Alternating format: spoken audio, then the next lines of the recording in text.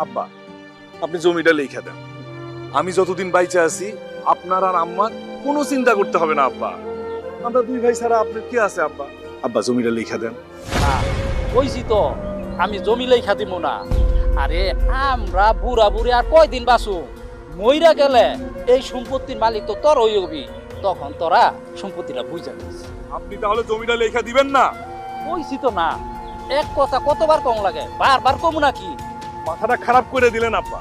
ভাবছিলাম ভালোই ভালোই সব রাগ মিটায় ফেলবো, অনেক আশাও করছিলেন, কিন্তু আপনি সেটা হইতে দিলেন না। ভাইয়ের মুখের উপরে এইভাবে না বলাটা আপনার ঠিক হয় না আপা। ওই কি কইলি তুই? কি কইছিস স্যার? আমি ওর পোলা না ও আমার পোলা যে ওর সাথে আবার বুঝা কথা বলতে হইব?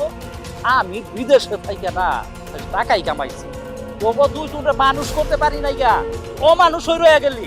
ভালো করে কইতেছি আব্বা, জমিটা লেখা দেন, না হলে অমানুষ কারে কয় বুঝবেন। কবরের টিকিট কাইটা দিমু কইলাম। কি কি কইলি তুই? তুই আমার খবরের টিকিট হাতে ধরাই দিবি? আল্লাহ গো, এই জন্যই কি তুমি আমার বাসায় রাখছিলা? আমার মাইরা ফালারের ভয় দেখাইতেছে, আমার মাইরা ফালারের হুমকি দিতেছে। আব্বা জমি লেখা দেন, না হলে জীবন শেষ করে ফেলামু।